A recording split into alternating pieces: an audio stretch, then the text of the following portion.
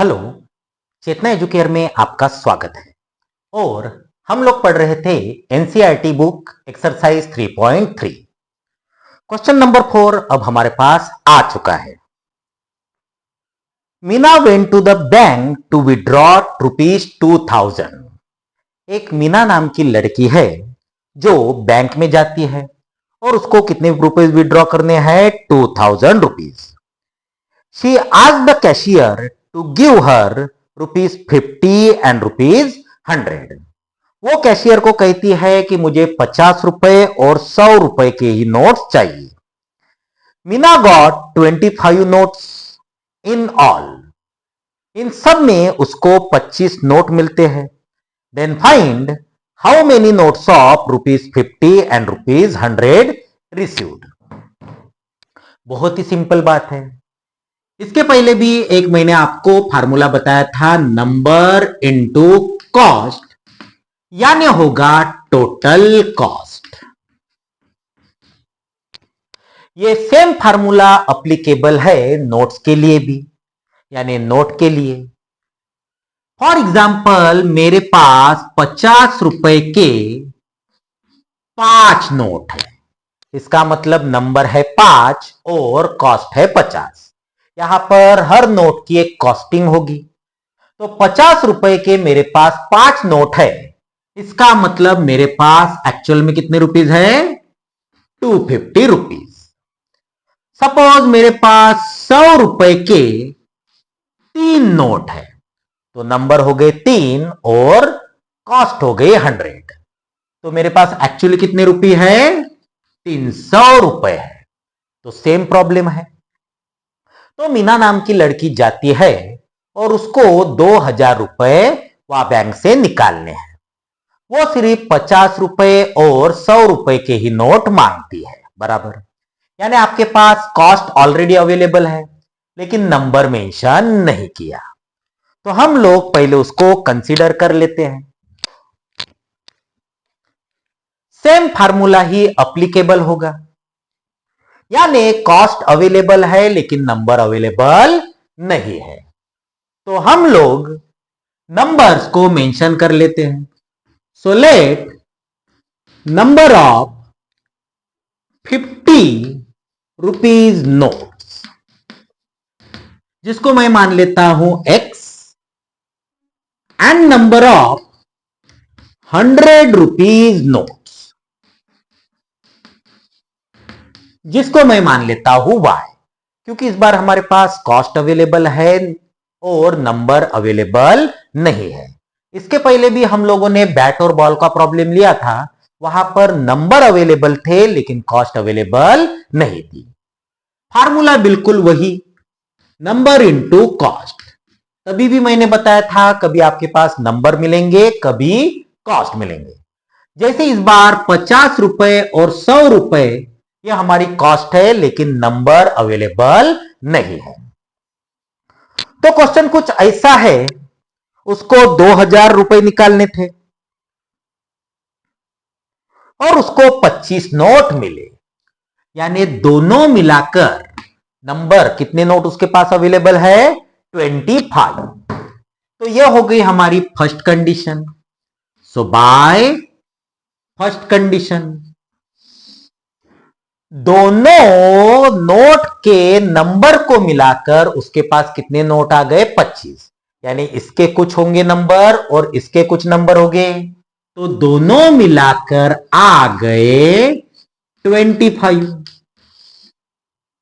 50 के कुछ नोट, 100 के कुछ नोट मिलाकर सारे मिलकर उसके पास 25 नोट आ गए। तो ये हो गई हमारी सेकंड कंडीशन। फर्स्ट कंडीशन और सेकंड कंडीशन उन्होंने बोली है कि उसके पास कितने रुपए आ गए, तो वो आकर है 2000, जिसमें कुछ 50 के भी नोट होंगे, यानी 50 के हिसाब से कुछ मिलेंगे। चलो मैं बता देता हूं। सपोज मेरे पास 50 के 3 नोट है, तो मेरे पास 150 रुपए है। 100 के मेरे पास 4 नोट है, तो उसकी वजह से मेरे पास 400 रुपए है। लेकिन एग्जैक्टली अब मेरे पास कितने पैसे हो गए? दोनों की कॉस्टिंग मिलाकर मेरे पास है 550 रुपए। उसके पास 2000 रुपए आ गए, लेकिन 50 रुपए के वजह से कितने पैसे हैं? तो ऐसे वक्त ये फार्मूला 50 के ये हो गई कॉस्ट और नंबर कितने हो गए x। तो 50 रुपए के मिलाकर उसके पास अब आ चुके हैं 50x और 100 रुपए मिलाकर 100 के मिलाकर उसके पास आ गए हैं 100y और दोनों मिलकर उसके पास कितने रुपए आ गए हैं? 2000 रुपीज। 50 के suppose 3 note, cost into number मिलकर हो जाएगा 150। 50 ये कॉस्ट है और x उसका नंबर, दोनों मिलकर उसके पास 50 रुपए की वजह से 50x हो जाएगा और 100 रुपए की वजह से 100y और दोनों मिलाकर उसके पास हो गए 2000 रुपीज। Is it okay? सही है। ये दोनों नंबर 50 से डिविजिबल है, सो डिवाइड बाय 50। अगर मैं 50 से डिवाइड करता हूं तो x plus 2y that is equal to ये 200 यानी 40 आने चाहिए। तो यह हो गया हमारा सेकंड इक्वेशन। सभी को 50 से डिवाइड किया है, इसको मैं यहां पर लिख देता हूं, यानी x plus 2y is equal to 40। Hope so समझ गए होंगे। इसके बाद तो वही दोनों इक्वेशन को एग्जामिन कीजिए। दोनों के पास x है तो कुछ भी मल्टीप्लाई करने की जरूरत नहीं, दोनों इक्वेशन को एज इट इज लिख लीजिए। Now x plus y is equal to 25 and x plus 2y is equal to 40। दोनों के कोएफिशिएंट सेम, साइन सेम, मतलब हो जाएगा सबट्रैक्शन। वही बातें हो रही है।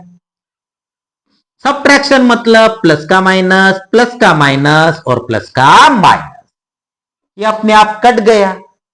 नाउ y माइनस 2y यानी माइनस y, 25 माइनस 40 यानी माइनस 15।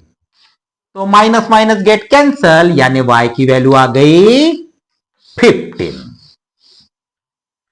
y मतलब 100 के नोट बराबर, यानी उसके पास 100 के 15 नोट है, यानी टोटल कॉस्ट उसके पास 1500 रुपए है।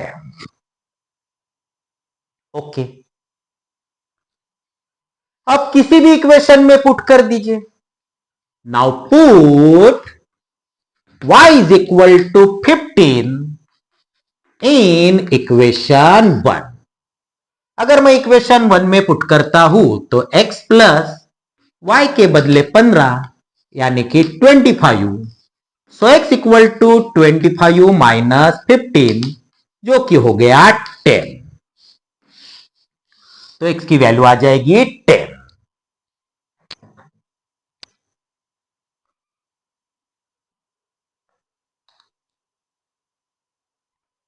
और सवाल सिर्फ उन्होंने नंबर ही पूछा है। तो चलो वर्ड प्रॉब्लम का फाइनल आंसर भी हम लोग वर्ड में ही लिखेंगे। तो 50 रुपए के नोट को हमने x कंसीडर किया था और x के अब हमारे पास आ गए 10 नोट। 100 के मेरे ख्याल से y कंसीडर किया था और जो आ गए अब 15 नोट। तो उन्होंने नंबर ही बोला है बराबर। मैं आपको बता देता हूं कि 50 ये कॉस्ट है, ऐसे उसके पास कितने नोट है? 10, यानी 50 के वजह से हमारे पास 500 रुपए है। 100 ये कॉस्ट है क्योंकि फार्मूला नंबर इंटू कॉस्ट, एक कॉस्ट ऑलरेडी अवेलेबल है इंटू 15, तो इसके वजह से 1500 रुपए है। तो पूरे मिलाकर उसके पास 2000 है और कॉस्ट कितनी कॉस्टिंग है? नंबर, तो 10 और 15 25 नोट हो गए। Is it okay? ये फार्मूला जरूर यूज कीजिए। Is it okay? चलो बढ़ते हैं नेक्स्ट क्वेश्चन की तरफ।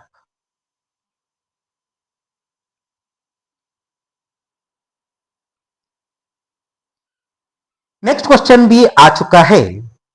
अ lending library has fix charge for first 3 days and additional charge for each day thereafter. Saritha paid 27 rupees for a book kept for 7 days. 7 दिनों के लिए 27 रुपए. और sushi paid 21 rupees for 5 days. और 5 दिन के लिए 21 days. Then find fixed charge and charge for each day. ये क्वेश्चन बिल्कुल लास्ट टाइम अपन ने टैक्सी के बारे में पढ़ा था, जहां पर एक फिक्स चार्ज लगता है और आप लोग जितना डिस्टेंस कवर करोगे पर डिस्टेंस के हिसाब से भी पैसा लगेगा. सिमिलर वे लाइब्रेरी है. लाइब्रेरी पहले 3 दिनों के लिए फिक्स चार्ज लेती है, बराबर. तो पहले मैं मेंशन कर देता हूं, let fixed charge is X rupees. लेकिन याद रखिए फिक्स चार्ज पहले 3 दिनों के लिए और बाद में एडिशनल चार्ज लेती है पर डे के हिसाब से. तो उसको मैं वेरिएबल चार्ज लिख लेता हूं, Y rupees. Is it okay? Fix charge 3 दिनों के लिए लगेगा, माने लगेगा. उसके बाद आप लोग जितना भी एडिशनल पैसे लेते हो उस पर आपको पैसा लगेगा. फॉर एग्जाम्पल मैं बुक रखता हूं 4 दिनों के लिए. उनका फिक्स चार्ज है 50 रुपए और वेरिएबल चार्ज है पर डे 3 रुपए. तो ये 4 दिन का स्प्लिटिंग कैसे होगा? एक होगा फिक्स चार्ज जो कि 3 दिनों, यानी 3 दिन तो आपको वो बुक रखनी ही है, यूज करो मत करो 3 दिन का तो पैसा देना ही है. तो 4 दिन में से पहले 3 दिन काउंट होंगे फिक्स चार्ज के लिए, जो कि मुझे 50 रुपए देना पड़ा. फिर मेरा दिन बचता है 1 और 1 दिन का वो लोग पैसा कितना लेंगे? 3 रुपए. सपोज 2 दिन रहते तो मेरे को 3 रुपए के हिसाब से 2 दिन के लिए 6 रुपीस देना पड़ता. तो पूरा मिलाकर मुझे देना पड़ेगा 56 रुपए. ये सिंपल कैलकुलेशन है. यहां पर भी कुछ ऐसा ही हो रहा है. 3 दिन के लिए फिक्स चार्ज रहेगा X और बाद में वेरिएबल चार्ज. अब पहली कंडीशन है उनका 7 दिन के लिए वो लोग देने वाले हैं 27 रुपए, बराबर. अच्छा, 7 दिन की स्प्लिटिंग कैसे होगी? 7 दिन में से 3 दिन का फिक्स चार्ज लगेगा और उसके बाद 4 दिन बचे, उसके लिए आपको वेरिएबल चार्ज लगेगा. 3 दिन का फिक्स चार्ज XC है, वो तो लगेगा ही. जो एक्स्ट्रा 4 दिन है उसको में वेरिएबल लगेगा और हर दिन का चार्ज वो कितना लगेंगे? Y रुपीज लेंगे. तो 4 दिन का लगेगा 4Y, 1 दिन का लगेगा Y, 2 दिन का लगेगा 2Y, 3 दिन का लगेगा 3Y और 4 दिन का लगेगा 4Y. अच्छा, दोनों मिलाकर कितना पैसे दे रहे वो लोग? 27 रुपए. तो ये होगा हमारा इक्वेशन नंबर 1. फिक्स चार्ज तो आपको लगना ही है, लेकिन वो 3 दिन का. चलो दूसरी कंडीशन है 5 दिन का. अच्छा, 5 दिन को कैसे स्प्लिट अप करोगे? 5 में से 3 दिन आपको फिक्स में लग जाएंगे, बचे आपके 2 दिन जिसको आपको वेरिएबल के हिसाब से लेना पड़ेगा और 3 दिन के लिए आपको फिक्स चार्ज XC रहेगा क्योंकि वो तो देना ही है, उसमें मल्टीप्लाई नहीं होगा. आपके अब बचे 2 दिन. 2 दिन में Y के हिसाब से कितना लगेगा? 2Y और दोनों मिलाकर कितना पैसा दे रहे हैं अपन? 21. And it is equation number 2. Hope so दिमाग में आ गया. 3 दिन फिक्स के लिए अलग कर लीजिए, बाकी जितने दिन बचेंगे उसके हिसाब से वेरिएबल चार्ज लगेगा पर डे के हिसाब से. Is it okay? दोनों इक्वेशन आ गए. दोनों इक्वेशन को मैं एग्जामिन करता हूं तो फिर से टाइप 1 का ही आ रहा, कुछ भी मल्टीप्लाई करने की जरूरत नहीं, एज इट इज ही लिख लीजिए.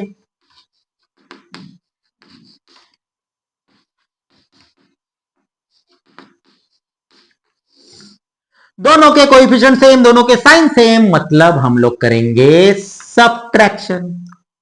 सबट्रैक्शन में प्लस का माइनस और प्लस का माइनस अपने आप हो गए कैंसल। 4y माइनस 2y हो गया 2y, 27 माइनस 21 हो गया 6, यानी y हो गया 6/2 दैट इज 3। y क्या है? Variable charge. इसका मतलब पर डे, एक दिन का आपको 3 रुपए देना पड़ेगा। 2 दिन अगर आप लोग एक्स्ट्रा बुक रखोगे तो आपको 6 रुपए एक्स्ट्रा देना पड़ेगा। 3 अगर दिन रखोगे तो 9 रुपए एक्स्ट्रा देना पड़ेगा। तो ये हो गई y। तो फिक्स चार्ज भी देख लेते हैं। Now put y is equal to 3 in equation 1 में ही पुट कर देता हूं। चलो T2 और इजी है तो 2 में पुट कर देते हैं।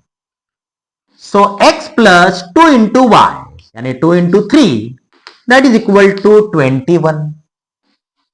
So x plus 6 is equal to 21 यानी x इक्वल टू 21 माइनस 6 जो कि होना चाहिए 15। यानी फिक्स चार्ज होगा 15 रुपए। पहले 3 दिनों के लिए आपको 15 रुपए देने ही होंगे। फिर आप लोग जैसे जैसे जैसे बुक रखते हो हर दिन के हिसाब से आपको y की वैल्यू क्या आई 3, तो हर हिसाब से आपको 3 रुपए देना पड़ेगा। देख लीजिए। तो फाइनल सॉल्यूशन वर्ड में ही लिखा जाएगा। तो फिक्स चार्ज कितना आया है 15 रुपए और वेरिएबल चार्ज कितना आया है 3 रुपए। Is it okay?